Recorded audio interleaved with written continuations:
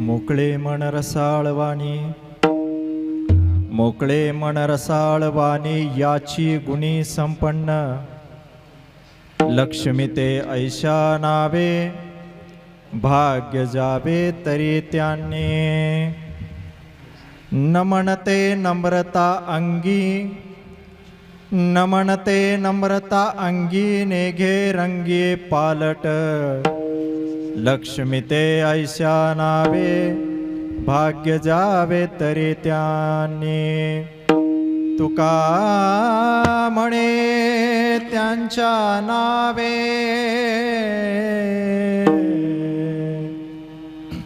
तुका म्हणे त्यांच्या नावे, घेता भावे संतोषी, लक्ष्मी ते ऐशा नावे,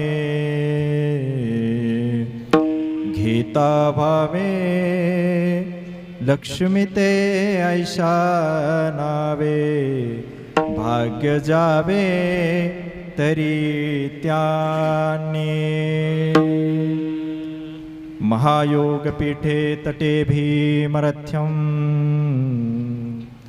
वरं पुण्डलीकाय दातुं मुनीन्द्रैः, समागत तिष्ठन्तमानन्दकन्दं, परब्रह्मलिङ्गं भजे पाण्डुरंग. पांडुरंगा करू प्रथमान मन, पांडुरंगा करू प्रथम नमन, पांडुरंगा करू प्रथम नमन, पांडुरंगा करू प्रथम नमन, पांडुरंगा करू प्रथम पांडुरंगा करू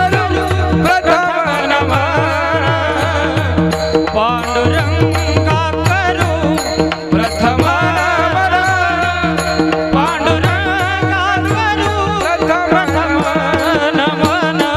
दुसरे चरण संताचिया, दुसरे चरण संताचिया, दुसरे चरण संताचिया, दुसरे चरण संताचिया. त्यांच्या कृपादाने कथेचा विचारू, त्यांच्या कृपादाने कथेचा विचारू, त्यांच्या कृपादाने कथेचा विचारू, त्यांच्या कृपादाने कथेचा विचारू. पांडुरंगा करू प्रथम नमन, दुसरे चरण संताचिया, त्यांच्या कृपादाने कथेचा विचारू. बाबाजी सद्गुरु दास तुका, दास तुका, दास तुका. पांडुरंगा करू प्रथम नमन, दुसरे चरण संतांची, त्यांच्या कृपादाने कथेचा विस्तारो. बाबाजी सद्गुरु दास तुका, जयांचे केलिया स्मरण, होय सकल विद्यांचे अधिकरण. तेची वंदो श्री चरण श्री गुरूंचे, ते नमस्कारो आता. ओम नमो ज्ञानेश्वरा, ओम नमो ज्ञानेश्वरा, ओम नमो ज्ञानेश्वरा, ओम नमो ज्ञानेश्वरा, ओम नमो ज्ञानेश्वर, ओम नमो ज्ञानेश्वर, ओम नमो ज्ञानेश्वरा, ओम नमो ज्ञानेश्वरा, ओम नमो ज्ञानेश्वरा, ओम नमो ज्ञानेश्वरा. ओम नमो ज्ञानेश्वरा, करुणा करा दयाळा, ओम नमो ज्ञानेश्वरा, करुणा करा. तुमचा अनुग्रह लादलो, हो पावन झालो चरणी. ओम नमो ज्ञानेश्वरा, करुणा करा दयाळा, ओम नमो ज्ञानेश्वरा, करुणा करा दया, तुमचा अनुग्रह लादलो, लादलो, लादलो, चराचरी. ओम नमो ज्ञानेश्वरा, करुणा करा दयाळा, तुमचा अनुग्रह लादलो, पावन झालो चराचरी.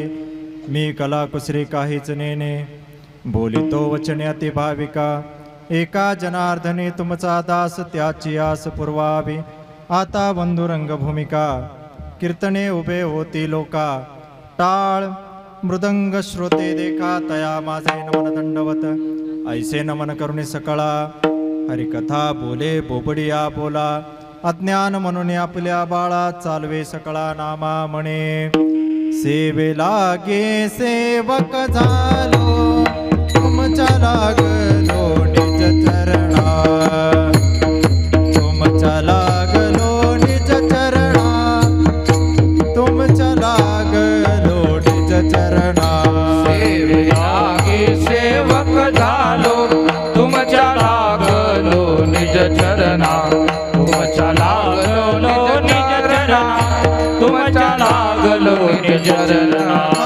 सेवेला गे सेवक झालो तुमच्या लागलो निज चरणा अभो स्वामी तुकया देवा यावरी न करावे सेवेलागी सेवक झालो तुमच्या लागलो निज चरणा अहो स्वामी दुखया देवा यावरी न करावा अहेर.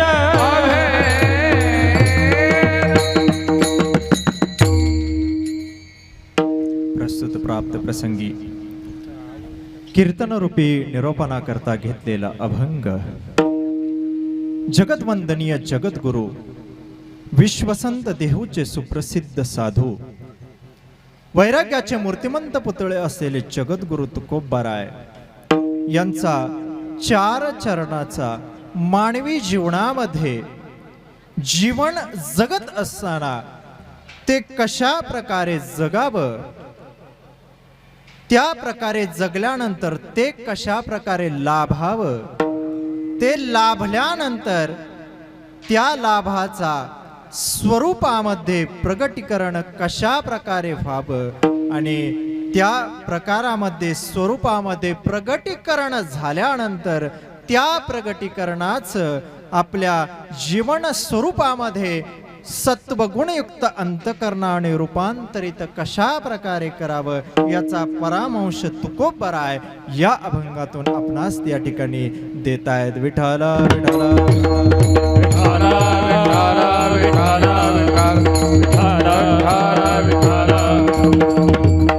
प्रस्तुत अभंगातून जगद्गुरु तुकोबराय मानवी जीवनाच्या जगण्याची पद्धत त्या ठिकाणी सांगतात. माणसाने जन्माला आल्यानंतर जगावं कसं तुकोबराय सांगतात. त्या जगत असताना कसं जगावं, मोकळ्या मनानं जगावं. मोकळे मन, मनाची व्याख्या करत असताना अनेक पैलू त्या ठिकाणी सांगितले जातात, परंतु अभंगाचा फक्त परांश पाहूया, सरळ अर्थ पाहूया आणि चिंतन ज्यावेळेस सुरू होईल त्यावेळेस या मनाच्या अवस्थांकडे आपण जाऊयात.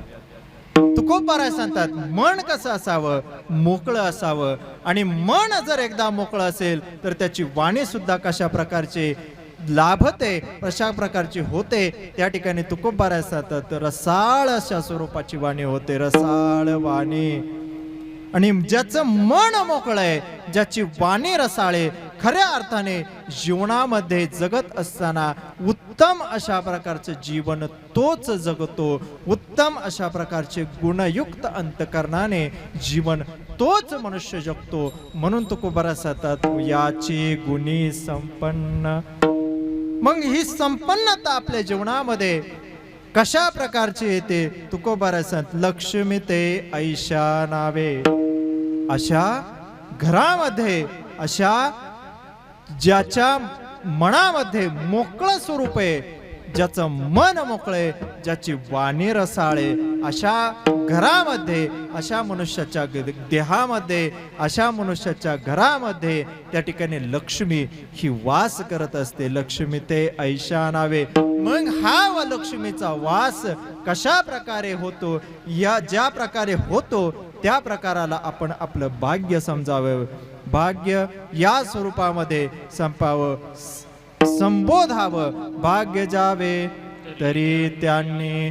मग लक्ष्मी एकदा आपल्याकडे आली, पण आपलं भाग्य त्या ठिकाणी संबोधित केलं, भाग्य ठिकाणी लाभलं असं आपण समजूया. परंतु शास्त्र असं सांगतं, ज्यावेळेस लक्ष्मी एखाद्या ठिकाणी येते ती कशी आहे? अस्थिर आहे. आणि जिथं अस्थिर लक्ष्मी येते, लक्ष्मी आल्यानंतर काही वेळेस अस्थिरता होण्याची जीवनामध्ये दाट दाट दाट शक्यता असते. 3दा शब्द उच्चारला. मग त्यासाठी काय करावं? ती लक्ष्मी स्थिर होण्यासाठी काय करावं? नम्रता आपल्या जीवनामध्ये असावी. नमनते नम्रता अंगी. मग आपल्या जीवनामध्ये जर नम्रता असेल आणि नमन असेल, नमन आणि नम्रता हे 2 शब्द जवळजवळचे व्याकरणिक दृष्टिकोनातून सांगितले. आणि ते सांगत असताना तुकोबाराय त्या ठिकाणी सांगतात की जीवनामध्ये काय असावे? नम्रता असावी. आणि पहिलं असावं ते नमन असावं. नमन ते नम्रता अंगी. आणि ह्या 2 गुण आपल्या जीवनामध्ये आले कधी? कधी? याला महत्व आहे लक्ष्मी ते ऐशा नावे. लक्ष्मी आपल्याकडे आल्यानंतर हे 2 गुण जर आपल्याकडे आले तर तुकोबाराय त्या ठिकाणी सांगतात, नमनते नम्रता अंगी नेघे रंगी पालट. आपल्या जीवनामध्ये आपण त्या सुख स्वरूप रंगामध्ये त्या ठिकाणी आपण न्हावून निघून आपल्या जीवनाचा पालट त्या ठिकाणी करून घेऊ शकतो. आणि शेवटच्या चरणामध्ये तुकोबाराय त्या ठिकाणी संबोधन करतायत की तुका म्हणे ऐशा नावे घेता व्हावे संतोषी. अशा लोकांची नावं, अशा भक्तांची नावं, अशा जगणाऱ्या व्यक्तींची नावं माझ्या जीवनामध्ये मी जर घेतली तर खरंच माझं भाग्य म्हणेल की काय भाग्य होईल. घेता नाम, त्या ठिकाणी भगवान परमात्म्याचं नाम ज्याच्या मुखामध्ये आहे त्याचं जर आपण नाव घेतलं तर खऱ्या अर्थाने नेघेरंगी पालट. तो पालट तर होतोच, मोकळे मन रसाळवाणी तर होतेच, आणि लक्ष्मी तिथे स्थिरावतेच. तिथं नम्रता येते, नमन येतं. मग तुकोबाराय सांगतात, तुका म्हणे त्यांच्या नावे. त्यांची जर नाव घेतलं तर आपल्या मनाला त्या ठिकाणी संतोष निर्माण होतो. असा या अभंगाचा थोडक्यामध्ये अर्थ आहे. विठ्ठल विठ्ठल विठ्ठला विठ्ठला विठ्ठला विठ्ठला. कीर्तन रूपी निरोपणाला प्रारंभ करण्यापूर्वी अल्पसा परिहार तो म्हणजे असा की वैकुंठवासी चतुराबाई नाथबुवा भापकर या मातेच्या आज श्राद्धाच्या निमित्तानं आज या ठिकाणी आपण सर्वजण जमलेलो आहोत. आईंच्याबद्दल थोडं सांगायचं झालं तर एक परमार्थिक कुटुंब आहे आणि काळ सुद्धा असा साधलाय. बघा, आज तुकोबारायांचा बीजोत्सव आहे का नाही? तुकोबारायांचा आम्ही जातो तुम्ही कृपा असू द्यावी, सकळा सांगावी विनंती माझी, वाढ वेळ झाला उभा पांडुरंग, वैकुंठा श्रीरंग बोलावितो. अशा प्रकारची याच बीज उत्सवाच्या पर्व काळामध्ये आज या मातेचं खऱ्या अर्थाने जाणं आहे. मग जाणं तर प्रत्येकाचं आहे. ज्ञानोबाराय त्या ठिकाणी सांगतात, जन्माला आलेला जो पिंड आहे उपजली या पिंडासे मरण सांगाते. किंवा ज्ञानेश्वरीच्या 18व्या अध्यायामधील 100व्या श्लोकामध्ये ज्ञानोबाराय सांगतात, काय सांगतात? देहाची गावालिया जन्म मृत्यूची या सोहळिया ना म्हणू नये धनंजया जिया परी. ज्ञानोबाराय सांगतात, एकदा देहाच्या गावा आपण जर आलो तर देहाच्या गावाला आल्यानंतर पुन्हा त्या ठिकाणी एकदा आल्यानंतर त्या गावावरनं पुन्हा एकदा आपल्याला जावंच लागतं. कारण उपजली या पिंडासी काय सांगाते? मरण सांगाते. प्रत्येकाला या ठिकाणाहून जाणं हे अभिप्रेत आहे. कारण याचं नावच काय आहे? मृत्यू लोक ज्या ठिकाणी एकच सत्य अंतिम स्वरूपामध्ये सांगितलं जातं ते म्हणजे आपलं काय मरण त्या ठिकाणी सांगितलं जातं आणि प्रत्येकाला त्या अनुषंगानं जावंच लागतं. आज या मातेचंही या देहाच्या स्वरूपामधून या ठिकाणाहून जाणं झालेलं आहे. तसं पाहायला गेलं तर कुटुंबाची सबलता खऱ्या अर्थानं मोजायची झाली तर वैकुंठवासी अण्णांच्या बाबतीत सांगावं लागतं. अण्णांच्या बाबतीत जर सांगायचं झालं तर मुंबईमध्ये फार मोठं एक व्यवसाय त्या ठिकाणी नोकरी करावी आणि नोकरी करत करत असताना क्लासिकल भजन त्या ठिकाणी शिकावं आणि शिकण्यानंतर आल्यानंतर या भागामध्ये बरं का महाराज या भागामध्ये ठेवणीच्या बाबतीत क्लासिकल ठेवणीच्या बाबतीत अण्णांसारखं दुसरं व्यक्तिमत्व या भागामध्ये नव्हतंच. आणि खऱ्या अर्थाने पाहायचं झालं तर माझा फार मोठा आधार होता. कारण ज्या वेळेस आळंदीमध्ये शिकत होतो आळंदीमध्ये शिकल्यानंतर शिकत असतानाच अण्णांची संगत लाभली. पण जी ठेवणी होत्या क्लासिकल मधल्या त्या ठेवणी कशा ठेवायच्या हे खऱ्या अर्थानं मी अण्णांकडून शिकलो. आपल्या भागामध्ये ठाईची चाल म्हणणारा अण्णांशिवाय दुसरा एक वैकुंठवासी आमचे गायकवाड महाराज होते ढाकाळ्याचे. त्याच्यानंतर परत आता मुलं शिकली परंतु आपल्या भागामध्ये जुनं खोड जर असेल तर ते जुनं खोड म्हणजे अण्णा होते. आणि खऱ्या अर्थानं पाहायचं झालं तर त्यांच्या नातवांपेक्षा दोन्हीही नातू आहेत, दोन्ही डॉक्टर आहेत. आणि मी या ठिकाणी स्वाभिमानानं सांगेल की दोन्हीही आमचे डॉक्टर हित आहेत. दोन्हीही नातवांपेक्षा जास्त प्रेम जर कुणी अण्णांनी आपल्या नातवांवरती केलं असेल तर ते माझ्यावरती केले खऱ्या अर्थानं. आणि हीच भाग्याची भाग्यलक्ष्मी जी म्हणतो ती म्हणजे आमच्या मातोश्री आहेत, आमच्या मातोश्री आहेत. याच मातोश्रींनी कधी जरी घरी आलं कधी जरी आम्ही घरी आलो कोणीही येऊ द्या जेवण केल्याशिवाय कधीही पाठवत नव्हत्या. खऱ्या अर्थानं ही सेवा जी आहे ही सेवा खऱ्या अर्थानं आमच्या आई साहेबांची. आणि आज त्यांच्या या श्राद्धाच्या निमित्तानं त्या ठिकाणी पहा खऱ्या अर्थाने जीवनामध्ये तुकोबारायांचं जीवन चरित्र जर पाहिलं तर तुकोबारायांच्या जीवन चरित्रामध्ये विठ्ठल विठ्ठल हे आमुचे जीवन, विठ्ठल आमुचे जीवन अशा प्रकारचं जीवन तुकोबारायांचं होतं. आणि तुकोबारायांचं जीवन असल्या कारणानं तुकोबाराय काय करायचे, काय तुकोबाराय करायचे, त्या भगवान परमात्म्याच्या चिंतनामध्ये तुकोबाराय अनेक ठिकाणी त्या ठिकाणी जात होते, अनेक ठिकाणी त्या ठिकाणी जात होते. कशासाठी जात होते? भजनासाठी जात होते, भजनासाठी जात होते. कारण का दिन रजनी हाची धंदा गोविंदाचे पोवाडे ही तुकोबारायांची परमार्थिक अवस्था आहे. आता परमार्थिक अवस्था तुकोबारायांच्या बाबतीत बोलायचं झालं मी गातो नाचतो आनंदे, मी गातो नाचतो आनंदे, मी गातो नाचतो आनंदे, मी गातो नाचतो आनंदे. वेळा झालो मी तव छंदे, वेळा झालो मी तव छंदे. मी गातो नाचतो आनंदे, मी गातो नाचतो नाचतो आनंदे.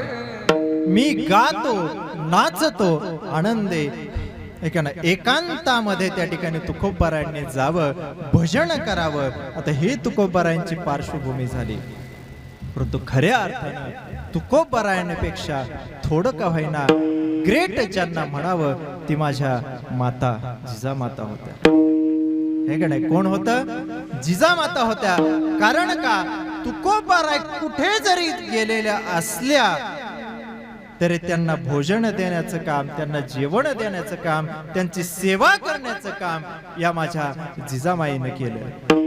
म्हणून खऱ्या अर्थानं तुकोबाराय ज्यावेळेस भक्तीमध्ये लीन होत त्यावेळेस तुकोबारायांची भोजनाची व्यवस्था ही या माता करत होत्या. आणि प्रसंग असा झाला की त्या भगवान परमात्म्यानं आदी दर्शन कोणाला दिलं? हे का नाही, गुराख्याचं स्वरूप घेऊन आला.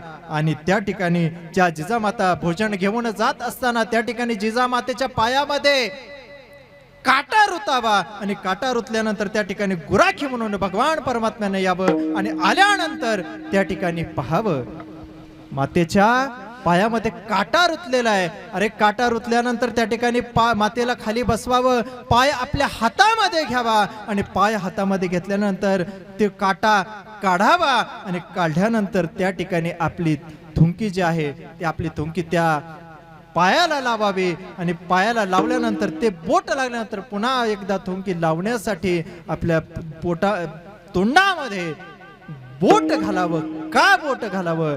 कारण देवाईची राजा चरणाची माती, देवाईची राजा चरणाची माती, देवाईची राजा चरणाची माती, देवाईची राजा चरणाची माती.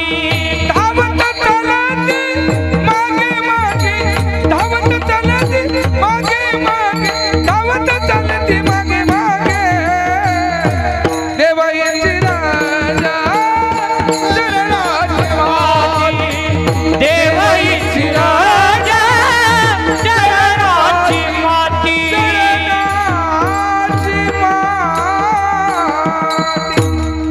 देवाला सुद्धा भक्ताचं चरण रज जे आहे ते चरण रज त्या ठिकाणी आवडतं. म्हणून आधी त्या मातेच्या चरणाची धूळ आपल्या तोंडामध्ये घेणारा भगवान परमात्मा काय कारण का सेवे करत असताना ती सेवा लाभली, ती सेवा केली या मातेनं. आणि याच अनुषंगानं आज या मातेनं सुद्धा कुटुंबाची उत्तम अशा प्रकारची त्या ठिकाणी सेवा केलेली या ठिकाणी आपल्याला पाहावयास मिळते. मग हे करत असताना अभंग निवडण्याचं कारण मात्र एक आहे. काही लोकांसाठी काही अभंग काही अर्थाने परफेक्ट त्या ठिकाणी बसत असतात. काय होत असतात? तुकोबारायांनी इतकं तत्वज्ञान सांगितलं. अरे तुकोबारायांचं तत्वज्ञान जर पाहायचं झालं तर आमच्या संतांनी इतकं भरभरून तत्वज्ञान मनुष्य देहाला दिलंय. परंतु मनुष्य देहाची अवस्था अशी झाली, काय झाली की ज्ञानोबा एका ठिकाणी थोडं रागावून म्हणतात, काय गोड परमार्थ लागे कडू, विषय तो विषय विषय विषयाचा पडे पाडू, गोड परमार्थ लागे कडू, कडू विषय तो गोडू जीवासी झाला. जीवाची अवस्था अशी झाली. एवढं तत्वज्ञान दिलंय, एवढं संतांनी भरभरून दिले. अरे जगावं कसं, मरावं कसं हे सुद्धा तुकोबाराय, माझे नाथ बाबा, माझे नामदेवराय, माझे सकल संतांनी त्या ठिकाणी सांगितलं. परंतु आपण आपल्या जीवनामध्ये ते वाङ्मय न पाहता आपण वेगळ्याच मार्गाने गेलो. ज्ञानोबारांच्या ओळीप्रमाणे कडू विषय तो गोडू जीवासी झाला. ऐकाय तीच अवस्था आहे. आज पहा, थोडं आता वेगळं बोलून जातो. आज सुद्धा नवनाथ महाराज कीर्तनामध्ये बसला असताना आपल्याला दोन गोष्टी फार आवडतात. काय दोन गोष्टी फार आवडतात? एक तर हसाहसीचा दृष्टांत आणि दुसरा कानाला चांगले वाटणारे स्वरचित गाणे. कारण काय विषय असा झाला, कडू विषय तो गोडू जीवासी झाला. ज्या विषयांपासून आपल्याला दूर जायचंय ते विषय मात्र आपण काय करत आलो? कीर्तनामध्ये घेत आलो आणि संत वाङ्मय कुठंतरी बाजूला पडत राहिलं. कारण ही अवस्था कशामुळे झाली? आपलं मन जे आहे ते मन मोकळ्या स्वरूपामध्ये राहिलंच नाही. आता मनाची अवस्था त्या ठिकाणी सांगून जातो. मनाची अवस्था नेमके काय? मन म्हणजे नेमकं काय? बघा, थोडक्यामध्ये चिंतन मांडून जातो. एका मानसशास्त्रीय दृष्टिकोनातून चिंतन मांडून जातो. बघा, देहाची निर्मिती ज्या वेळेस झाली, देहाची निर्मिती झाल्यानंतर देहाला किती अंग दिले, किती इंद्रिय दिली, किती दिली? नाही माहिती, महाराजांनी सगळं सांगायचं. ओके, म्हणजे सांगण्याचं मगाचं तात्पर्य हेच होता, मला हेच सांगायचं होतं की माणसं अभ्यासू राहिली, सगळं सांगायचं कुणी? महाराजांनी. हा, सगळं करायचं कुणी? महाराजांनी. तुम्ही काय करायचं? खाया पिया सुख से सोया,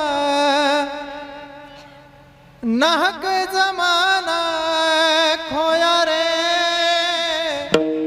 नाहक जमाना खोया. कबीर जी बहुत अच्छी बात कह कर जाते हैं. आउट हाथ का मानव देह,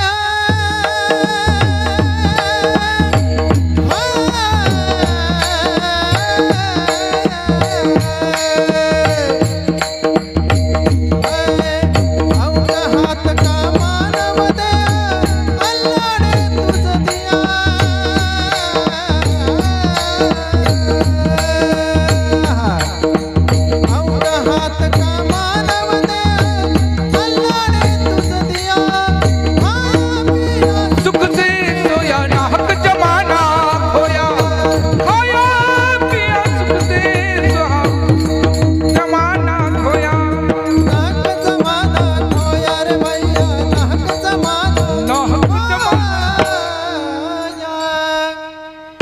आपली अवस्था काय झाली? टाळ्या नका वाजवू, हे तुमच्यासाठी होतं. कुठं हे नका टाळ्या वाजवू. टाळ्या कधी वाजवा? टाळ्या वाजवायच्या तिथंच वाजवल्या जातात. एकदा काय झालं, असंच हे करत होतो, माणसांना बोलत असताना बोललो बोललो बोललो, आणि ते माणसांच्या साठीच होतं की असं बोलून गेलो की काय सांगावं. माणसं परमार्थाकडे न जाता विषयांकडे जातात, म्हणून माणसं, महाराज बोलून गेले, मी नाही, माणसं मूर्ख असतात. आणि ह्यांनी टाळ्या वाजवा सुरुवात केली. म्हणजे विषय कसा असतो, कुठल्या ह्याला टाळ्या वाजवाव्या हे सुद्धा माणसांना थोड्या प्रकारे समजत नाही. विषय आपला चालला होता की नाहक जमाना खोया. इतका सुंदर देह आपल्याला दिलाय, पण देहाची निर्मिती सांगत असताना या विषयांकडे 5 इंद्रिय दिली. त्याला काय म्हणतात?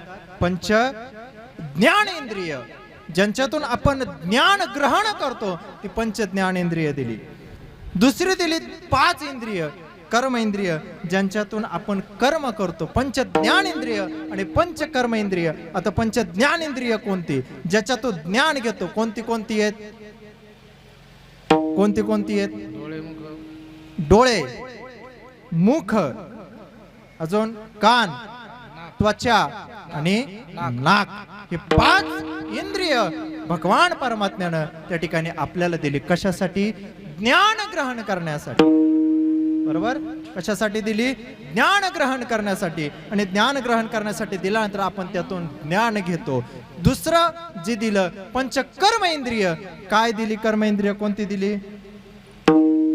कोणती दिली? नाही सांगता येत, मी सांगतो. पंचकर्म इंद्रिय, ज्याने शरीर आपलं कर्म केलं जातं, काम केलं जातं. पाय दिले, हात दिले, बोट दिली, सगळं डोकं दिलं, है का नाही, आणि सगळं शरीर दिलं. हे पंच ज्ञानेंद्रिय आणि पंच कर्म इंद्रिय. परंतु हे ज्ञानेंद्रिय आणि पंच कर्म इंद्रिय यांना कंट्रोल करणार, यांना कमांड देणार, कॉम्प्युटरच्या भाषेमध्ये कमांड देणार एक अवयव, एक मूळ स्वरूप त्याने दिलं, ते म्हणजे आपलं मन आहे.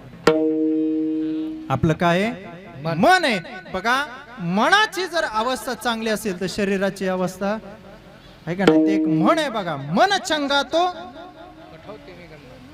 मन चंगा तो, मोठ्याने सांगा, मन चंगा तो कटोती में गंगा, कटोती में गंगा. मन जर चांगलं असेल तर मन काय होतं? शरीर काय होतं? स्वास्थ्य होतं. बघा, आता डॉक्टर साहेब आहेत, किती जरी सांगितलं काय, माणसांना किती जरी सांगितलं काय, तुम्ही वाईट गोष्टींचा विचार करू नका, तरी आपल्या मनामध्ये विचार काय येतात? वाईटच येतात. बरं जर व्हायचं असेल, बरं जर व्हायचं असेल तर मन खरं, मन खरं लागतं. ज्याचं मन खरं त्याचं सगळंच बरं. अशा ठिकाणी आपल्या म्हणी आहेत. मग हे मन करत असताना मनाच्या त्या ठिकाणी 4 अवस्था सांगितले. पहिलं सांगितलं बुद्धी, मनाची अवस्था. बुद्धी कोणाला असते? बुद्धी कोणाला असते? ज्याचं ज्याच्या अंतकरणामध्ये मन आहे त्याला काय असते? बुद्धी. बुद्धी प्रत्येकाला असते, परंतु चांगली बुद्धी सुद्धा असणाऱ्याला सुद्धा बुद्धी असते, परंतु चांगली बुद्धी कोणाला असते? ती त्या ठिकाणी ज्ञानोबा एका ओवीतून सांगतात. काय सांगतात? नाही ते नाही. पशु काय पाप पुण्य जाणते, उत्तम मध्यम भोग भोगिती. बुद्धी जी आहे ती पशूंना आणि प्राण्यांना नाही. बुद्धी कोणाला आहे? कोणाला आहे? मनुष्याला. त्या मनुष्याने बुद्धीच्या जोरावरती आजपर्यंत अनेक प्रगती त्या ठिकाणी केली. चंद्रावरती पोचला, मंगळावरती पोचला, पृथ्वीच्या सर्व आकाशामध्ये पोचला. आणि हे करत असताना तो आपल्या अंतकरणामध्ये सुद्धा कशाने पोचला? आपल्या बुद्धीचे वैभव अन्य नाही तुझे, बुद्धीचे वैभव अन्य नाही तुझे, बुद्धीचे अन्य नाही तुझे, बुद्धीचे वैभव अन्य नाही तुझे. एका केशवराज सकळ सिद्धी, एका केशवराज सकळ सिद्धी, एका केशवराज सकळ सिद्धी, एका केशवराज सकळ सिद्धी. हरी मुखे म्हणा, हरी मुखे म्हणा, हरी मुखे म्हणा, हरी मुखे म्हणा. गोड वर्णन केलं माझ्या ज्ञानोबरायाने. बुद्धीचे वैभव अन्य नाही तुझे, एका केशवराजे सकळ सिद्धी. सकळ सिद्धी जर आपल्याला स्थापित करायच्या असतील, सकळ सिद्धी जर आपल्याला ग्रहण करायच्या असतील, सकळ सिद्धी आपल्याला प्राप्त करायच्या असतील, तर आपल्याला बुद्धीचं वैभव जे आहे ते वैभव काय करावं लागेल? वाढवावंच लागेल. मग बुद्धी कोणाला आहे? मनुष्याला. मनाचा पहिला प्रकार. दुसरा मनाची अवस्था त्या ठिकाणी सांगितली झाली की अहंकार. काय मनाचा दुसरा? अहंकार. अरे मनुष्याला किती अहंकार असतो, किती अहंकार असतो, इतका अहंकार असतो, इतका अहंकार असतो की बघा, एक त्या ठिकाणी तुम्हाला सांगून जातो, मनुष्य धन कमावण्याच्या पाठीमागे इतका लागतो, इतका लागतो, इतका लागतो, जोपर्यंत त्याचं निधन होत नाही तोपर्यंत मनुष्य धनाच्या पाठीमागे लागतो. बरोबर का नाही? लागतो का नाही? जोपर्यंत निधनच होत नाही तोपर्यंत, शेवटच्या श्वासापर्यंत काय वाटतं त्याला? काय वाटतं? तुकोबारायांचं एक प्रमाण आहे, वाढावे संतान, वाढावे संतान, वाढावे संतान, वाढावे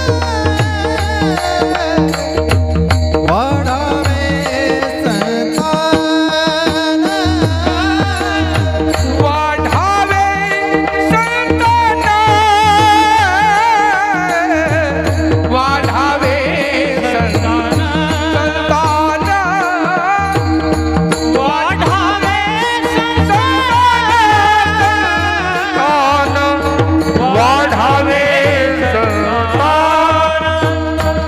गृही भावे धनधान्य, गृही भावे धनधान्य, गृही भावे धनधान्य, गृही भावे धनधान्य, वाढावे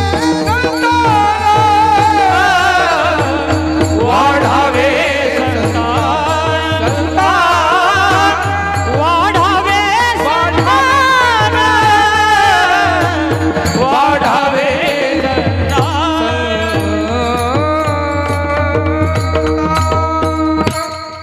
प्रत्येक वाक्यामध्ये एक प्रगल्भता असते. प्रत्येकाला वाटतं, काय वाटतं?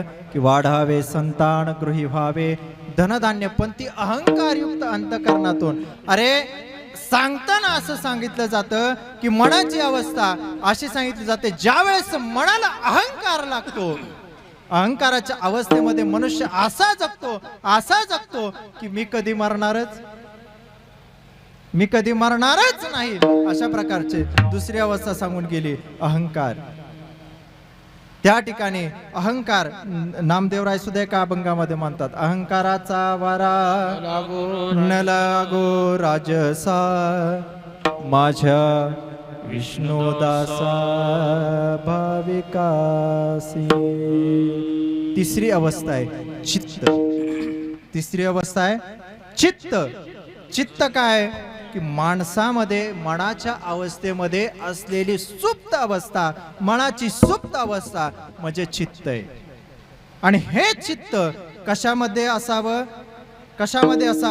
भगवान परमात्म्याच्या अंतकरणामध्ये ज्यावेळेस आपण ठसू त्यावेळेस खऱ्या अर्थाने हे चित्त होतं. आणि माझे चित्त तुझे पायी राहे ऐसे करी काही धरणी आवाही भवहा तारी तारा.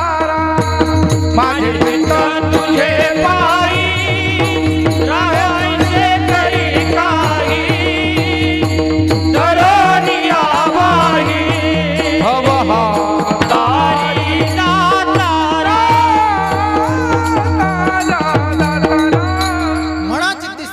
सांगितले गेले की चित्त कुठं पाहिजे? चित्त भगवान परमात्म्याच्या स्वरूपामध्ये पाहिजे. अरे थोडा आता जाऊया जरा गवळणींकडे. आता चित्ताची अवस्था त्या ठिकाणी आली, आठवलं म्हणून लगेच पाठवलं आहे का नाही? चित्ताची अवस्था, अरे त्या गवळणींच्या अवस्थेमध्ये असं होतं. तुकोबाराय त्याचं वर्णन करतात, चित्त मोहिये नंदाच्या अंगणे, चित्त मोहिये नंदाच्या नंदने. तुका म्हणे गरुड ध्वजे साबळे रूपणे चोरटे चित्ता. किंवा तुकोबाराय एका ठिकाणी गवळणीमध्ये म्हणतात, हरीने माझे हरीने चित्त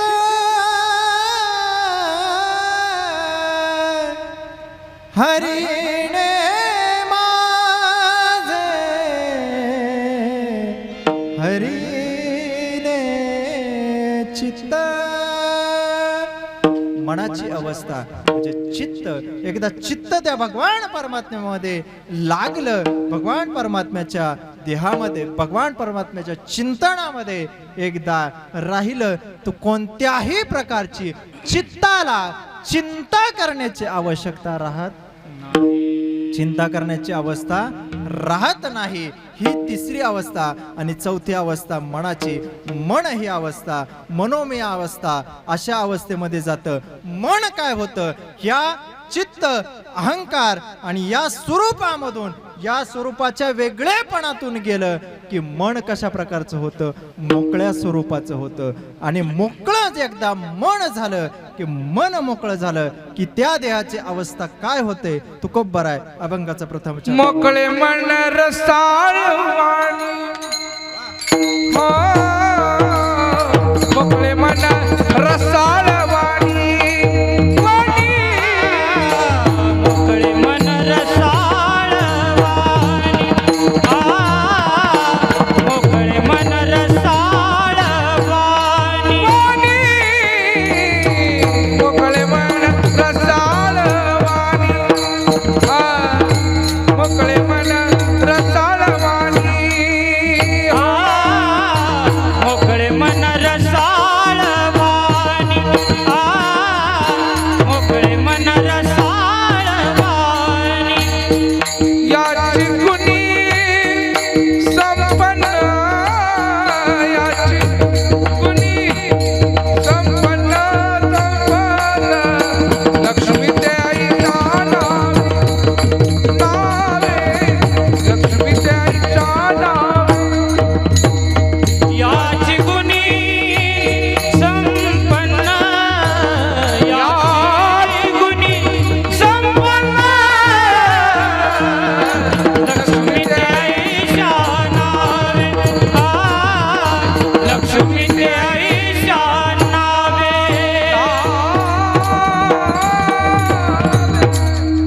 जगद्गुरु तुकोबाराय मनाची अवस्था सांगत असताना असं प्रतिपादन करतात की मन कसं असावं, मोकळ्या स्वरूपामध्ये असावं. आपण व्यावहारिक भाषेमध्ये सांगतो, व्यावहारिक भाषेमध्ये एखाद्या व्यक्तीबद्दल बोलायचं झालं तर आपण सांगतो काय मोकळ्या मनाचा माणूस आहे, वा वा वा वा. एखादा सहज त्या ठिकाणी सांगतो. आणि एखादं जर नसल मोकळं मन तर मग त्याच्याबद्दल न बोललेलं बरं. मग ही अवस्था का प्राप्त होऊन जाते? त्या ठिकाणी तुकोबाराय सांगतात मोकळे मन केव्हा होतं? ही चारही अवस्था ज्या वेळेस भगवान परमात्म्याच्या अंतकरण स्वरूपामध्ये येतात, भगवान परमात्म्याचा स्वरूप जे अंतकरणामध्ये त्या ठिकाणी भिडतं, त्यावेळेस आपोआप काय होतं? या अवस्था प्राप्त होतात. आणि दुसरा अर्थ उत्तरार्धामध्ये त्या ठिकाणी तुकोबाराय सांगतात रसाळ वाणी. आता वाणीचे अनेक प्रकार त्या ठिकाणी सांगितले, 4 प्रमुख प्रकार त्या ठिकाणी पडतात. परा, पश्यंती, मध्यमा आणि वैखरी हे 4 वाणीचे प्रकार आहेत. आता या 4 वाणींच्या प्रकाराबद्दल जर सांगायचं झालं तर थोडक्यामध्ये त्या ठिकाणी सांगून जातो. बघा, आपण 2 अवस्थांमधील वाणी नेहमी प्रयोग करत असतो, एक मध्यमा आणि दुसरी वैखरी. आपण जे बोलतो, आपण जे मनामध्ये त्या ठिकाणी बोलतो, ही त्या ठिकाणी होऊन जाते, ही त्या ठिकाणी वाणी आपली बोलून जाते. आता बोलणं हे कसं असावं, काय असावं, त्या ठिकाणी ज्ञानोबाराय सांगतात साच आणि मवाळ. कसं असावं बोलणं? ज्ञानोबाराय सांगतात साच आणि मवाळ, मिथुले आणि रसाळ, शब्द जैसे कल्लोळ अमृताचे. अरे एका ठिकाणी बोलावं कसं, बोलावं कसं? त्या ठिकाणी तुकोबाराय सुद्धा सांगतात मुखे अमृताची वाणी, मुखे अमृताची वाणी, मुखी अमृताची वाणी, मुखी अमृताची वाणी, मुखी अमृताची वाणी,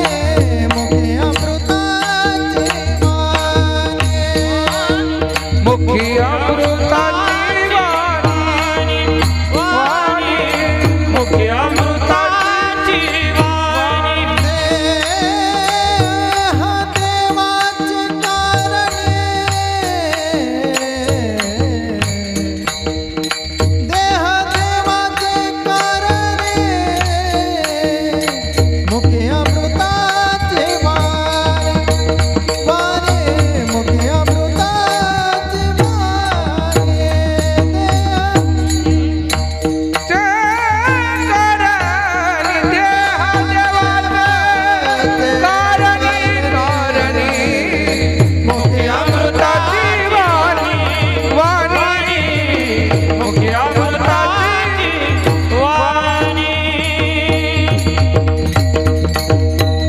मथुरा वाणी मोठी,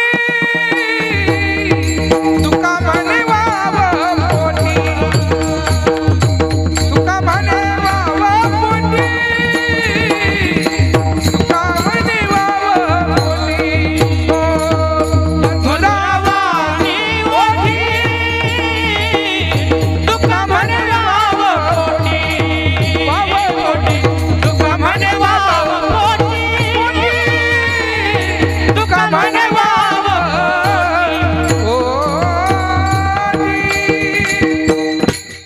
शुद्ध बीजा पोटे फळे रसाळ गोमती, मुखी अमृताची वाणी, देह देवाचे कारणे, सर्वांगी निर्मळ, चित्त जैसे गंगाजळ. आणि शेवटच्या चरणामध्ये तुकोबाराय सांगतात या अभंगाचं शेवटचं चरण तुकोबाराय काय सांगतात? नाही लक्षात आलं, आत्ताच महाराजांनी गायलं. वाव पोटी तुका म्हणे तुका म्हणे मधुरा वाणी मधुरा वाणी ओटी, तुका म्हणे वाव वाम वाव पोटी. वाव पोटी. अशा स्वरूपामध्ये ही अवस्था त्या वाणीची अवस्था आहे. मग एखादा मधुर बोलणार असेल तर मधुर बोलणार असल्या कारणानं काय होतं बघा. आता एक तुम्हाला उदाहरण देऊन जातो.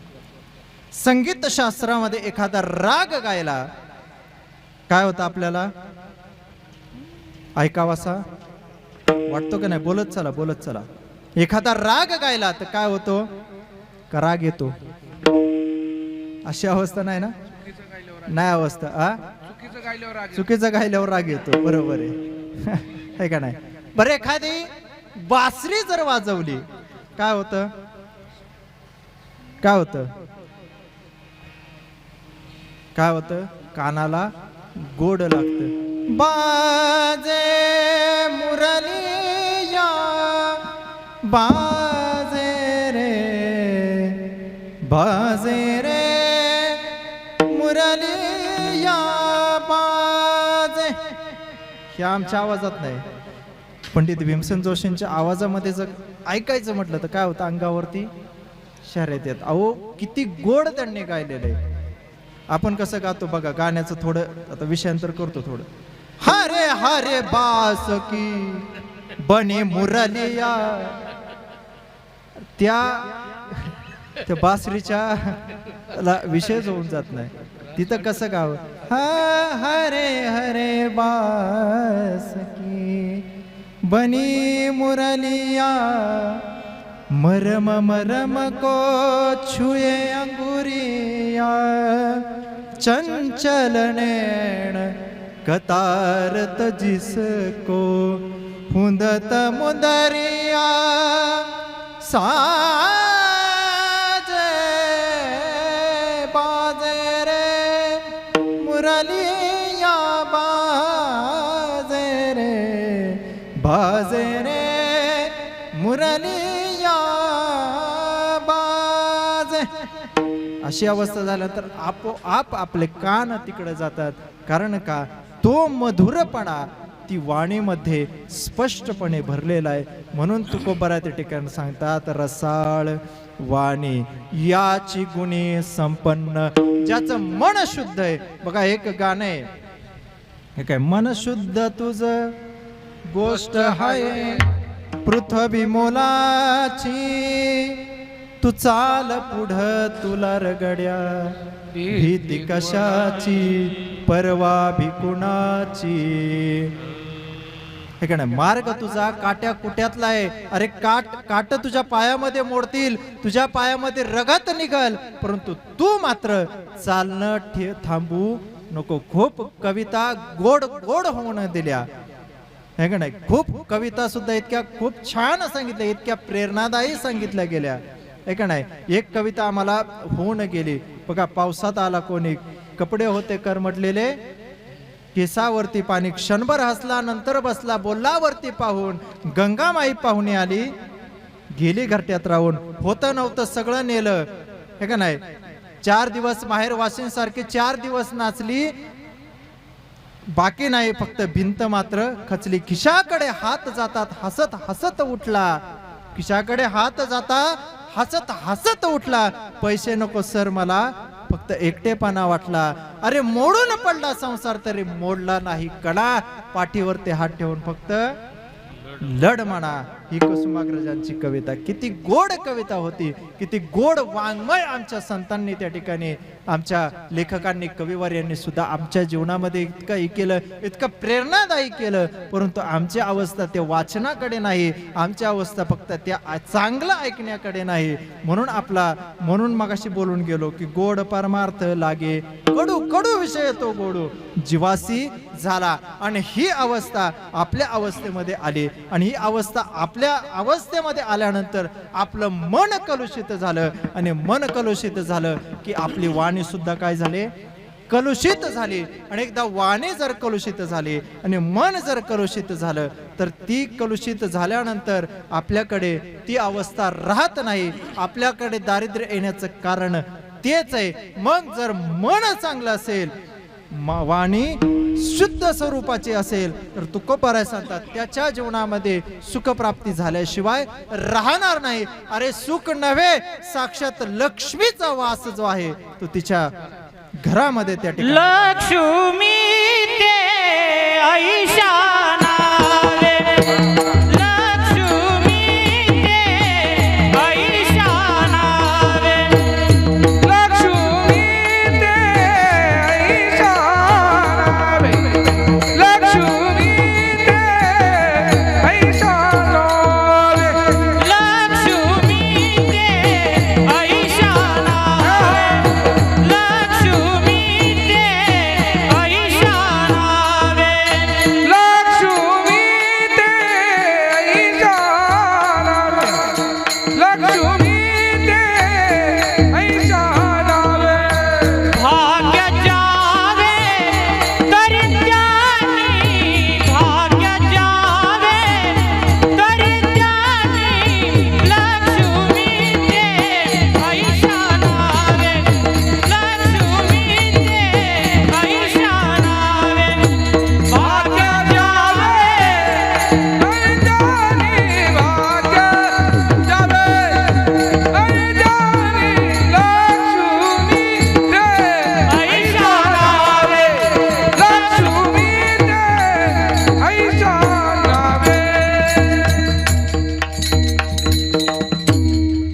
तुकोबर अभंगाच्या द्वितीय चरणामध्ये असं प्रतिपादन करतात की लक्ष्मी ते ऐशा नावे भाग्य जावे तरी त्यांनी. या ठिकाणी तुकोबरायांचा सांगण्याचा परामर्श असा आहे की लक्ष्मी, शास्त्राने असं सांगितलं की लक्ष्मी ही अस्थिर आहे.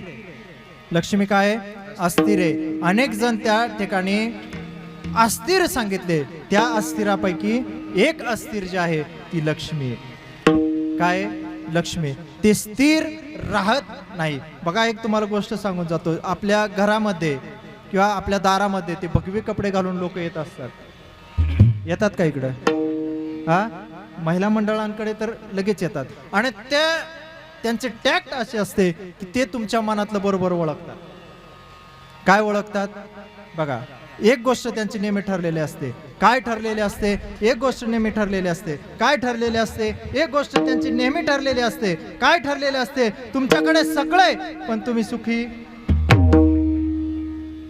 लगेच महिला मंडळ होतं, वा बाबा क्या बाबा, खरंय, वा, पैसे भरपूर तुमच्याकडे येतात पण टिकत नाही. मुलं बाळ खूप छान आहेत पण तो सारखी त्रास देतात, सारखे आजारी पडतात. नवरा तुमचा देव माणूस आहे पण कधी मध्ये येड्यावानी. आता मला सांगा, यातली कुठली गोष्ट होत नाही तुमच्या जीवनामध्ये? सांगा मला. मुलं त्रास, नवरा कधी मध्ये,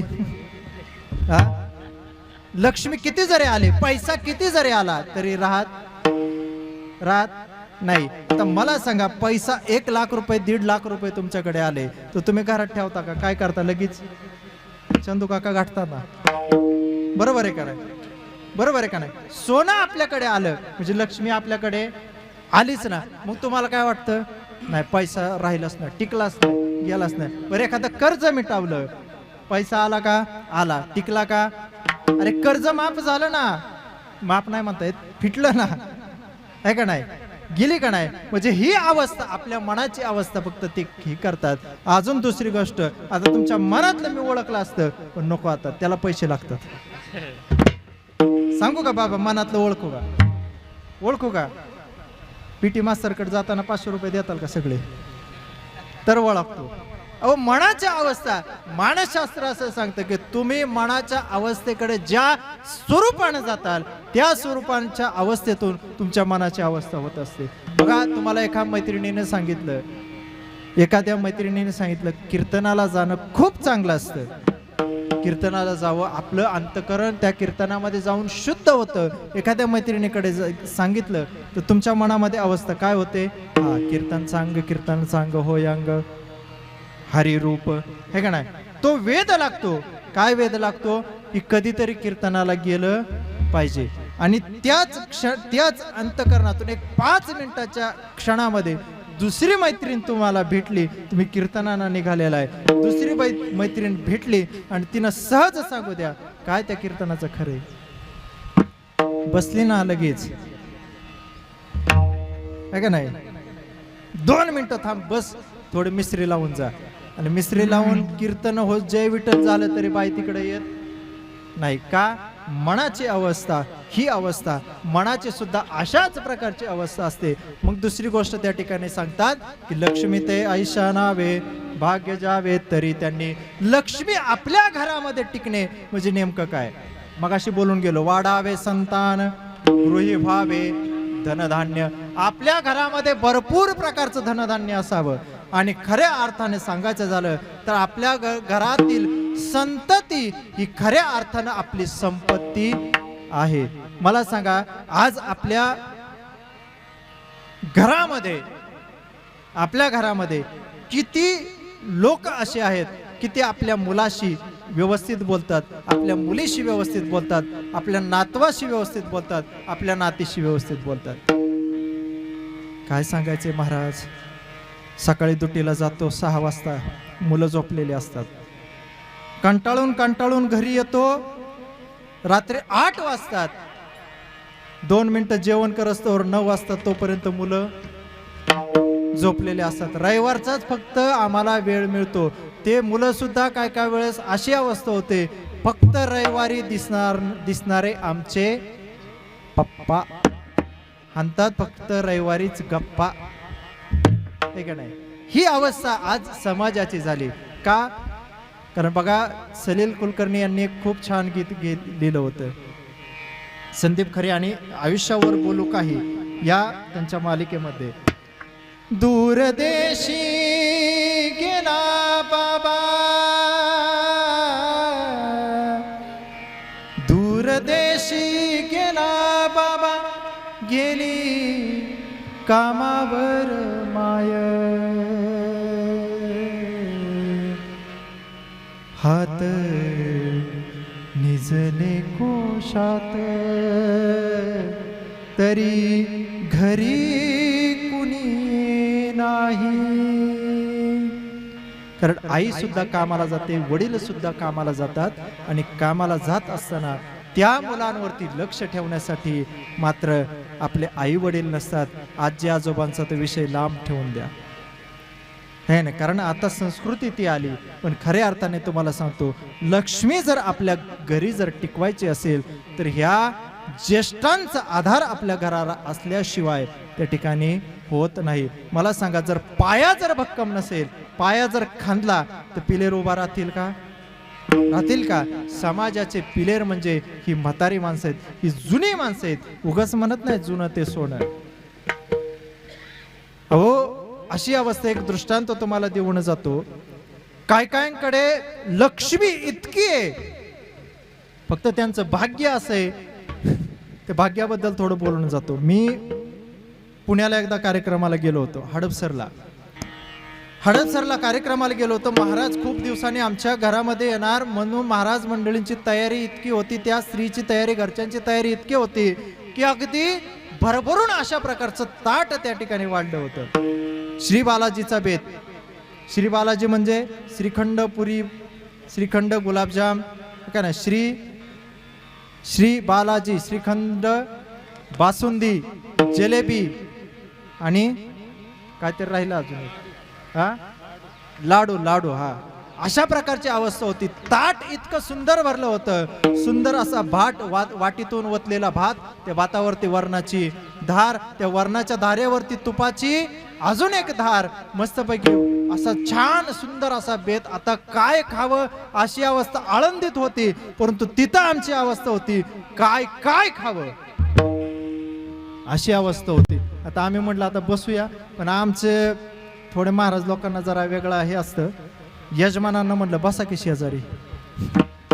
आता बसा की शेजारी म्हटल्यावर त्यांना बसवलं शेजारी. बसवल्यानंतर आणा म्हटलं त्यांचं ताट. आता त्यांचं ताट ज्यावेळेस पाहिलं ना, महाराज जेवणावरची वासनाच उडाली. त्यांच्या ताटामध्ये असं होतं की ज्वारीची भाकरी आणि पातळ असं वरण. त्या ताटामध्ये अख्खं पसरलेलं, वाटेमध्ये सुद्धा नव्हतं दिलं. पितळीत आपण वरण कसं बघतो तशा प्रकारचं वरण दिलं होतं. का? तर आयुष्यभर काय केलं, आता ते बाकी तुम्ही अभ्यासा काय केलं असेल त्यांनी. म्हणजे लक्ष्मी असून सुद्धा काही जणांना खाता येत नाही. आपण विनोदाने बोलतो, साखर कारखान्याच्या डायरेक्टरला, साखर कारखान्याच्या चेअरमनला काय असतो, हा मी नाही म्हटलं, इथे ऑन कॅमेरा आहे, मी अजिबात काय म्हटलं, काय असतं ते तुमचं तुम्ही बघा. खाता येत नाही. का खाता येत नाही? कारण त्याला भाग्य, खाण्यासाठी सुद्धा काय लागतं, भाग्य लागतं. परंतु हे भाग्य कशाने येतं? लक्ष्मी. आता आपल्याकडे एक म्हण आहे, गरीब असाल तर लाजू नका, आणि श्रीमंत असाल तर, श्रीमंत असाल तर हा, ते नाही, मी या व्यासपीठावरती नाही तो शब्द उच्चारू शकत. परंतु आपली अवस्था अशी झाली, लक्ष्मी जर आपल्या अंगणामध्ये खेळायची असेल, लक्ष्मी जर आपल्या अंगणामध्ये यायची असेल, तो नारायण त्या ठिकाणी आला पाहिजे. नारायण हरी, नारायण हरी, भक्ती मुक्ती चारी घरी त्यांच्या, है का नाही? लक्ष्मीचा पती कोण आहे? लक्ष्मीचा पती कोण आहे? कोण आहे? नारायण. आणि मला सांगा, आपल्या जर घरी एखादा पाहुणा बोलवायचा म्हटला तर फक्त बायकोलाच बोलवतो का जोडीनं बोलवतो? हा, जोडीनं बोलवतो. म्हणून त्याच ठिकाणी सांगतात, तेथे लक्ष्मी सहित शोभे नारायण. आणि ज्या घरामध्ये साक्षात राम प्रभू आहेत तिथे सीता आहे. ज्या घरामध्ये भगवान विठ्ठल आहे तिथे कोण आहे? रुक्मिणी. ज्या घरामध्ये भगवान नारायण आहे त्या ठिकाणी म्हणून भाग्य जावे तरी त्यांनी. मग हे भाग्य जर टिकवायचं असेल, मग अशी बोलून गेलं, श्रीमंत असाल तर ते जर आपल्याला ती श्रीमंती टिकवायची असेल तर ओठावरती मधुरपणा आणि जिभेवरती साखर ही ठेवलीच पाहिजे. आणि ही ठेवत असताना कशा प्रकारचे ठेवावे हे अभंगाचं तृतीय. नमनते नम्रतांगी नमनते नम्रतांगी नमनते नम्रतांगी नमनते नम्रतांगी नमनते नम्रतांगी नमनते नम्रतांगी नमनते नम्रतांगी नमनते नम्रतांगी नेघेरंगी पालाटा नेघिरंगी पालाटा लक्ष्मी ते आई नावे लक्ष्मी ते आई नावे लक्ष्मी ते आईच्या नावे लक्ष्मी ते आईच्या नावे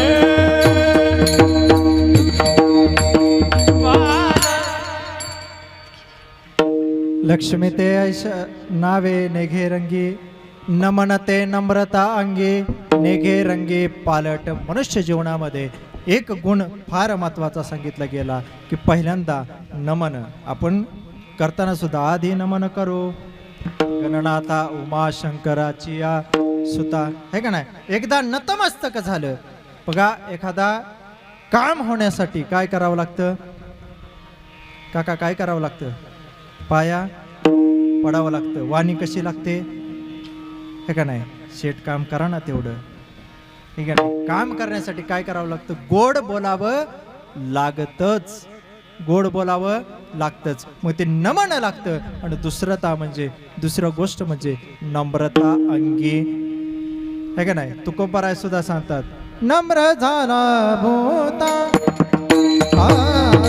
नम्र झाला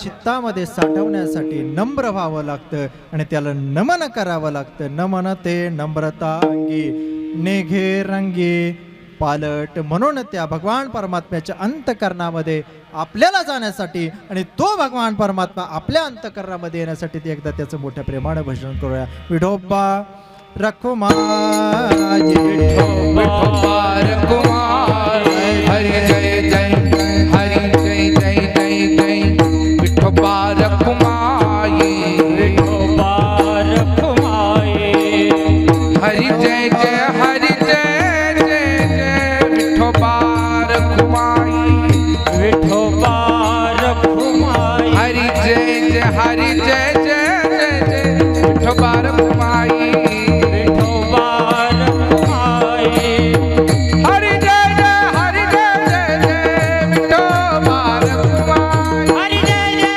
हरि जय जय विठोबा रखुमाई हरी जय जय हरी जय जय जय हरी जय जय विठोबा रखुमाई हरि जय जय हरि जय जय हरि जय जय विठोबा रखुमाई हरी जय जय हरी जय जय जय विठोबा रखुमाई हरि जय जय हरि जय जय विठोबा रखुमाई हरी जय जय हरी जय जय जय जय जय जय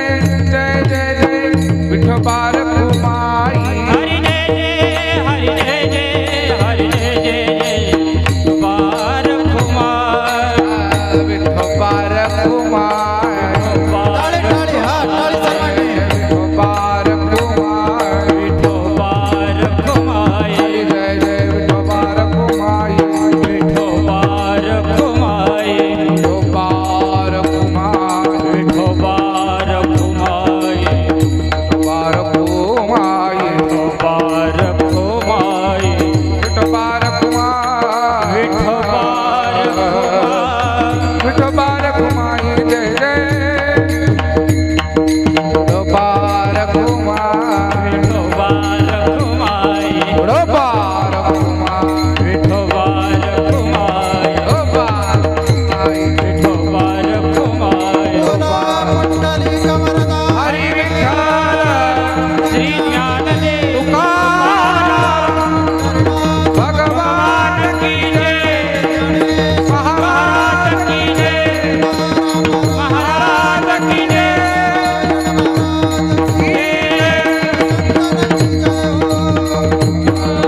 विठोबार कुमार विठोबार कुमाई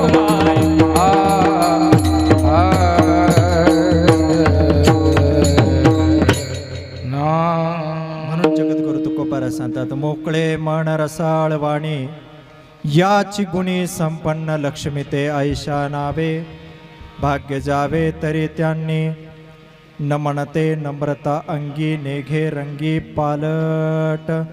आणि शेवटच्या चरणाकडे जात असताना काही एक शेवटचा एक आई काय असते हे तुम्हाला त्या ठिकाणी सांगून जातो आणि माझी सेवा त्या ठिकाणी समाप्त करतो.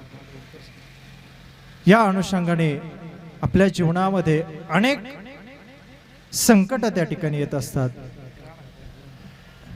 विठाला विठाला विठ्ठला विठ्ठला विठ्ठल विठ्ठल विठ्ठल विठ्ठल विठ्ठल विठ्ठल विठ्ठल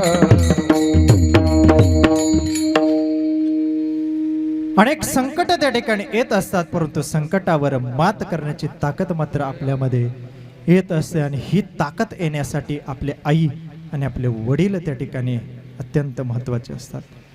एका स्त्रीमध्ये काय ताकद असावी, एखाद्या आईच्या अंतकरणामध्ये काय ताकद असावी, त्याचं ज्वलंत आणि जिवंत उदाहरण गेल्या महिन्यात ते 1.5 महिन्यामध्ये आपल्याला पाहावयास मिळलंय. बघा, तो काळा दिवस त्या ठिकाणी उजळलेला होता 28 जानेवारीचा. सर्वांच्या या तालुक्याच्या नव्हे, अख्ख्या जिल्ह्याच्या नव्हे, अवघ्या महाराष्ट्राच्या जीवनामधील सगळ्यात काळा दिवस ज्यावेळेस उजळला, सकाळी 8 पावणे 8चा वेळ होती आणि महाराष्ट्राचे लाडके नेते आमचे सन्माननीय दादा या ठिकाणाहून निघून गेले. या ठिकाणाहून निघून गेल्यानंतर अवस्था अशी झाली, अख्खा महाराष्ट्र पोरका झाला. धुन लावा एखादी, ऐका. अवघा महाराष्ट्र त्या ठिकाणी पोरका झाला.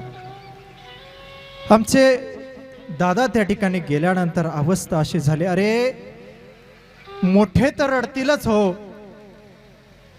पण लहान लहान मुलं सुद्धा त्यांनी आपल्या डोळ्यामध्ये अश्रू आणावे. अरे दादा कोण होते, हे मोठ्यापासून ते लहानापर्यंत प्रत्येकाला त्या ठिकाणी समजत होतं. अरे कोण गेले, आमचे दादा मात्र त्या ठिकाणाहून निघून गेले. या अवस्थेमध्ये पूर्ण शोकाकुल अवस्थेमध्ये असलेला महाराष्ट्र, आणि या महाराष्ट्रानं अवघा दुःख सागर त्या ठिकाणी लोटलेला त्या बारामतीमध्ये त्या ठिकाणी पाहिला.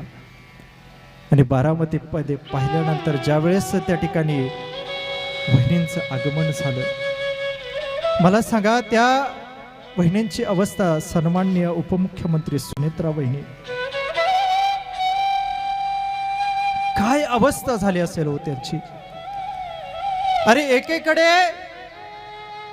पती गेल्याचं दुःख आहे, दुसरीकडे जय दादा आणि पार्थ दादा यांना सांभाळावं का त्या अवस्थेमध्ये आपलं दुःख व्यक्त करत राहावं. कशा अवस्थेतून त्या ठिकाणी त्या जात असतील याचं भान आपल्या सर्वांना त्या ठिकाणी आहेच आहे. परंतु हे होत असताना त्या ठिकाणी त्या अवस्थेमध्ये होत असताना खऱ्या अर्थानं सक्षमपणे आणि तेवढ्याच ताकदीनं उभ्या राहिल्या ते माझ्या सुनेत्रा वहिनी आईच्या अंतकरणातून, अरे आईच्या अंतकरणातून म्हणण्यापेक्षा एका झाशीच्या राणीप्रमाणे त्या उभ्या राहिल्या. अरे त्यावेळेस त्यांना आठवले असतील झाशीची राणी माझ्या राजमाता जिजाऊ अहिल्याबाई होळकर. अरे यांची ही अवस्था हीच होती. ज्यावेळेस झाशीच्या राणीची अवस्था जर पाहिली, झाशीच्या राणीच्या अवस्थेमध्ये पती गेल्यानंतर ते सांभाळावं, राज्य सांभाळावं. इंग्रजी आक्रमण त्या ठिकाणी होतंय. आता सहज गड जिंकून घेऊ, झाशी सहजपणे जिंकून घेऊ. आता नेतृत्व मात्र राहिलं नाही. अरे आता कलाबा काय, अरे उभी राहिली माझी रणरागिणी उभी राहिली. तिचं नाव आहे झाशीची राणी लक्ष्मीबाई. उभे राहिल्यानंतर तिनं लढा दिला, इंग्रजांमध्ये लढा दिला, लढत मेली. तो आदर्श आमच्या बहिणींनी घेतला असावा. ज्यावेळेस त्यांच्या अवस्थेमध्ये पाहिलं गेलं, अरे पती निधनाचं दुःख आहे, झाशीच्या राणीला सुद्धा ते दुःख होतं, पण दुःख बाजूला ठेवलं असेल. अरे ज्यावेळेस अहिल्याबाई होळकरांच्या अवस्थेकडे पाहिलं जातं ना, अरे मल्हारराव होळकरांची सून आहे, होळकर घराण्याची सून आहे. अरे काय करावं, इतकं मोठं साम्राज्य ज्याने अटके पार मराठी झेंडे लावले. अरे इंदोर पर्यंत त्या ठिकाणी राजधानी सांभाळली, राज्य सांभाळलं. हे राज्य मल्हारराव होळकर गेल्यानंतर आणि माझ्या अहिल्याबाईंचे पती गेल्यानंतर सांभाळावं. ही अवस्था अरे कुठल्या स्थितीमध्ये सांभाळलं असेल, कुठल्या परिस्थितीमध्ये सांभाळलं असेल, हा आदर्श माझ्या बहिणींनी त्या ठिकाणी घेतलेला असावा. अरे अनेक जण म्हणतात, अनेक जण त्या ठिकाणी वार करतात, अनेक जण त्या ठिकाणी बोलतात, टीका करतात, परंतु खऱ्या अर्थानं महाराष्ट्राच्या मातीमध्ये अरे हे मातीच अशा प्रकारचे. अरे आम्ही जरी मातीत गेलो तर या मातीतून पुन्हा एकदा नवीन उभारी घेण्याचं सामर्थ्य याच मातीला आहे. अरे आठवला असावा त्यांना जिवा महाल, आठवला असावा छत्रपती शिवाजी महाराजांचे मराठा मावळे. अरे राजा पावनखिंडीमध्ये जात असताना आठवले असतील माझे बाजीप्रभू देशपांडेच्या बरोबर बांधल बावळे. राजा अव तुम्ही गेला तरी चालेल, परंतु आम्ही प्राणपणानं त्या ठिकाणी ही खिंड लढवतो. अरे लाख मेले तरी चालतील, परंतु लाखाचा पोशिंदा मात्र जगला पाहिजे. हा आदर्श आमच्या बहिणींनी त्या ठिकाणी घेतला असावा. अरे काय स्त्रीची ताकद आहे, काय स्त्रीची ताकद आहे. अरे स्त्रीची ताकद पाहिली तर चंद्र आणि सूर्याला सुद्धा सूर्योदयापासून त्या ठिकाणी थांबवण्याची ताकद माझ्या त्या स्त्रीमध्ये असलेली आपणास पाहावयास मिळते. खऱ्या अर्थानं ही ताकद आहे. ज्यावेळेस महाराष्ट्राची धुरा घेत असताना त्यांनी सांगितलं, अरे मला आठवल्या माझ्या जिजाऊ, मला आठवले माझ्या अहिल्याबाई होळकर, अरे माझे आठवले मला सावित्री. अरे जिनं मुलीच्या शिक्षणाकरता दगड खाल्ले, तोंडात त्या ठिकाणी अंगावरती लोकांनी शेण टाकलं, चिखल टाकला, परंतु नाही हे न करता, हे न पाहता त्यांनी मुलींची शाळा मात्र चालू ठेवली. खऱ्या अर्थानं आदर्श घेणाऱ्या या स्त्री आहेत. आणि याच स्त्रियांची अवस्था पाहत असताना आज या मातेचं सुद्धा याच अंतकरणातून झालंय. खऱ्या अर्थाने घर सांभाळणं, घराचा स्तंभ जो असतो ना, घराचा स्तंभ खऱ्या अर्थानं आई असते. अरे ज्यावेळेस आई जाते ना, आई गेल्यानंतर त्या घराची अवस्था, एखादं कुटुंब सुंदर अशा प्रकारे यावं जगावं. आणि बघा एक कविता खूप गोड आठवते. ज्यावेळेस इंदिरा गांधींनी इमर्जन्सी आणली आणि इमर्जन्सी आणल्यानंतर एक लेखकांनी खूप गोड गीत रचलं होतं, खूप गोड रचलं होतं. उषकाल होता होता काळ रात्र झाली, पुन्हा उभ्या आयुष्याच्या पेटवा मशाली. उषकाल होता होता. खऱ्या अर्थानं आई ज्या वेळेस जाते ना, त्यावेळेस खऱ्या अर्थानं त्या आईची किंमत त्या ठिकाणी कळत असते. एक शेवटचा दृष्टांत त्या ठिकाणी देऊन जातो. आईचं अंतःकरण काय असतं. छत्रपती शिवाजी महाराजांच्या गडामध्ये एक सुंदर अशा प्रकारचं दूध व्यवसाय करणारी एक स्त्री आहे. आणि महाराजांचा नियम होता की ज्यावेळेस सूर्यास्त होईल, सूर्यास्त झाल्यानंतर गड किल्ले जे आहेत ते गडाचे दरवाजे बंद व्हावेत. आणि अनावधानाने असा अवस्था झाली, दूध विकायला उशीर झाला आणि उशीर झाल्यानंतर त्या ठिकाणी ती दुधाची अवस्था, त्या ठिकाणी दूध विकण्याची अवस्था राहिली नाही. अरे काय करावं आता, माझं तानं बाळ त्या ठिकाणी खाली आहे. नम्रता त्या ठिकाणी गेली आणि गेल्यानंतर त्या ठिकाणी त्या गडकऱ्यांना, त्या पहारेदारांना, त्या दरवाजाच्या द्वारपालाला विनंती केली, अरे फक्त 1 सेकंदासाठी रे, 1 मिनिटासाठी थोडं दार उघड, मला बाहेर जाऊ दे. अरे माझं तान्हुलं बाळ त्या ठिकाणी, माझं तान्हुलं बाळ रे खाली घरामध्ये झोपडीमध्ये आहे, त्याला दूध मात्र पाजायचे. नाही उघडलं. तानेनं, व्याकुळानं, त्या आईच्या प्रेमानं, अंतकरणानं व्याकुळ झालेली ती हिरकणी त्या ठिकाणी पाहू लागली, गड फिरू लागली. आणि फिरू लागल्यानंतर पाहिला, दिसला काय दिसला, एक कडा दिसला. आणि कडा सुद्धा असा होता, त्या कड्याहून जर उतरून गेलं तर खाली मृत्यू आल्याशिवाय गत्यंतर नाही. नाही विचार केला तिने, नाही विचार केला. काय केलं? नाही विचार केला. अरे गेली त्या कड्यावरून गेली. कड्यावरती जावं आणि जाताना पाहावं, त्या कपारीमध्ये हात ठेवावा, एखादा हात निष्ठावा, सरकन खाली घसरावं आणि घसरत असताना सरकन त्या ठिकाणी सालट निघावं, त्या अंगाला लागावं, छातीला लागावं, पोटाला लागावं, मांड्याला लागावं. अरे नाही त्या ठिकाणी सहन होत. आता काय करावं? अरे कपारीमध्ये हात घालताना, खाली जाताना सरकन एखादा दगड यावा आणि सटकन आपल्या डोक्यामध्ये फिरावा. परंतु आईच्या अंतःकरण होतं, नाही, माझं बाळ त्या ठिकाणी रडत असेल, बाळ त्या ठिकाणी जात असेल, त्याला भूक लागली असेल. अरे काय करावं? जावं, खाली जावं. खाली जाता एखादं त्या ठिकाणी फिरावं, एखाद्या काट्यामध्ये अंग अडकावं, साडी टर्कन फाटावी, कातड्या सहित साडीनं त्या ठिकाणी बाजूला व्हावं. अरे त्वचा यावी, रक्त बंबाळ व्हावं. परंतु आईच्या अंतःकरणामध्ये एकच भाव त्या ठिकाणी होता, कुठलं? माझं बाळ उपाशी, कशीपाशी पायथ्याशी पोचली, झप त्या ठिकाणी पावलं टाकते, जाते, झोपडी दिसायला लागली, गाव दिसायला लागलं. अरे जातीये, पुढे जाते, जीवाच्या अंतःकरणानं, जीवाच्या आकांतानं, अंतःकरणयुक्त अंतःकरणानं त्या ठिकाणी पळते आली, झोपडी जवळ आली, बाळाचा टाहो कानावरती पोचला, पाय त्या ठिकाणी सरसरू लागले, अंग थरथरू लागलं. आणि हे थरथरत असताना, जात असताना झोपडी जवळ आली आणि जवळनंतर दार उघडलं, दाराला मोडलं आणि आतमध्ये घुसल्यानंतर त्याने विचार केला नाही, त्याने कुठल्याच गोष्टीचा विचार केला नाही. बाळाला अलगद उचललं आणि आपल्या स्तनाला त्या ठिकाणी लावलं. मला सांगा किती आनंद तिला मिळाला असेल. अरे माझं बाळ ताणेलं होतं, पाना फुटलेला होता, रक्तबंबाळ अवस्थेमध्ये होती. परंतु रक्तबंबाळ अवस्थेमध्ये असताना सुद्धा सगळ्या वेदना त्या ठिकाणी विसरून गेली आणि फक्त एकाच अंतःकरण स्वरूपामध्ये स्थिर झाले. माझं बाळ पिऊन मात्र तृप्त झालं. आणि हीच अवस्था तुकोबाराय सांगतात, साधकाची सुद्धा हीच अवस्था आहे. आणि हीच अवस्था होत असताना आपल्या जीवनामध्ये सुद्धा तीच अवस्था यावी. आणि हीच अवस्था येत असताना तुकोबाराय सांगतात, तुम्ही काय करा? तुका म्हणे ते तानावे, तुका म्हणे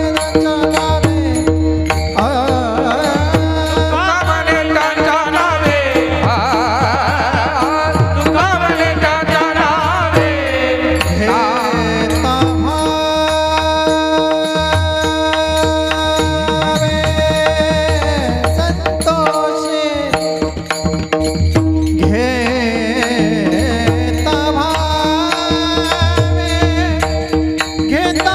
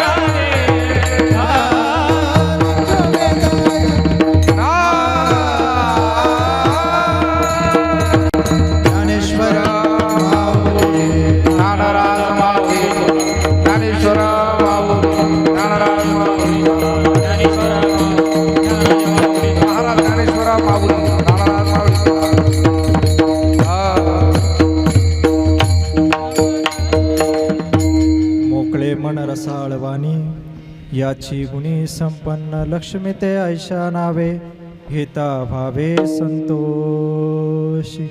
यथामती यथा अवकाश माझ्या अल्पशा बुद्धिमत्तेप्रमाणे सेवा करण्याचा प्रयत्न केला. या ठिकाणी पाहायला गेलं तर वैकुंठवासी चतुराबाई नाथबुवा भापकर या मातेचं आमची आजी या ठिकाणाहून जाणं झालं. खऱ्या अर्थाने जाणं कसं व्हावं माहिती का? तुकडोजी महाराजांचं एक अभंग आहे. झाला शेवट हा गोड देवे पुरविले लाड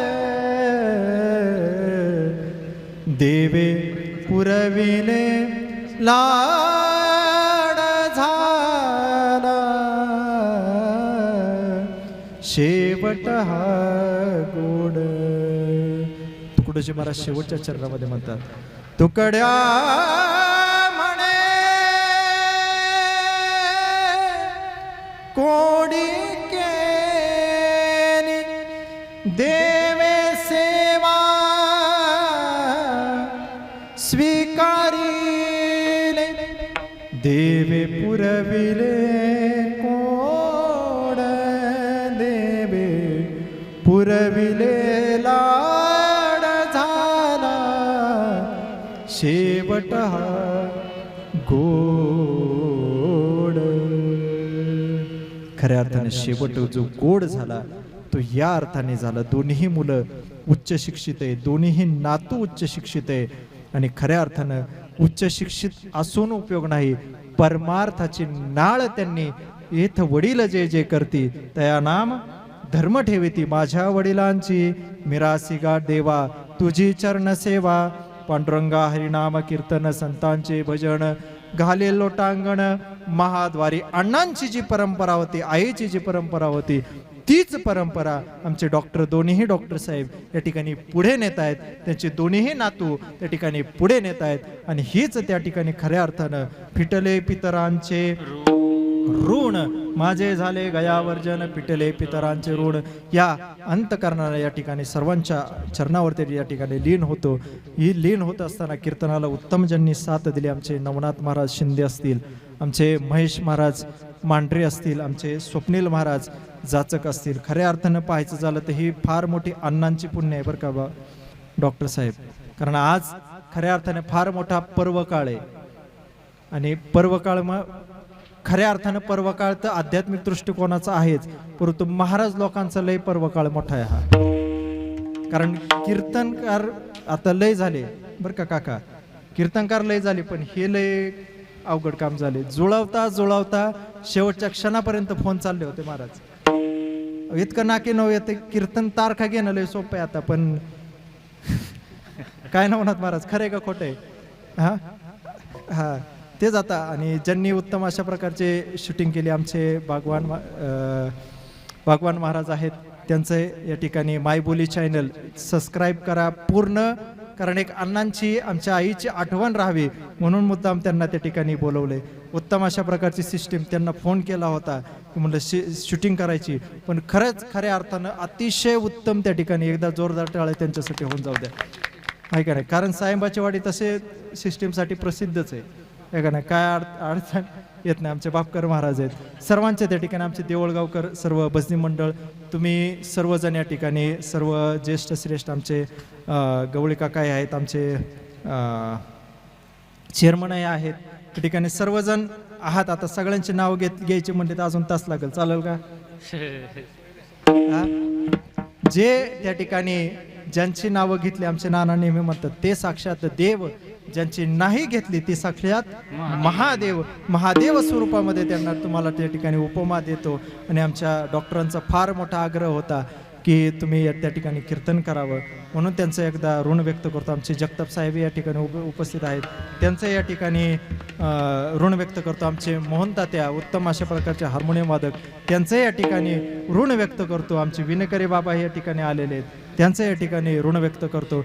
जे काही राहिलं असेल, जे काही चुकीचं असेल ते माझ्या बुद्धीचे दोष समजा, जे काही बरोबर आहे ते तुमचे कृपा आशीर्वाद माझ्यावरती असल्या कारणानं माझ्या बुद्धीनं दिलेली ती प्रगल्भता आहे. या ठिकाणी सर्वांच्या उदार अंतकरणातून सर्वांच्या चरणावरती लीन होतो आणि याच ठिकाणी सेवेला पूर्णविराम देतो. तुकाराम तुकाराम तुकाराम तुकाराम तुकाराम तुकाराम तुकाराम तुकाराम विठ्ठल जय जय जय जय जय जय विठ्ठल जय जय विठ्ठल जय विठ्ठल जय. काळा सांगावी घरातली मंडळी पुढे या, घरातली मंडळी पुढे या. फुलं हातात घ्या, फुले हातात घ्या तुम्ही फक्त.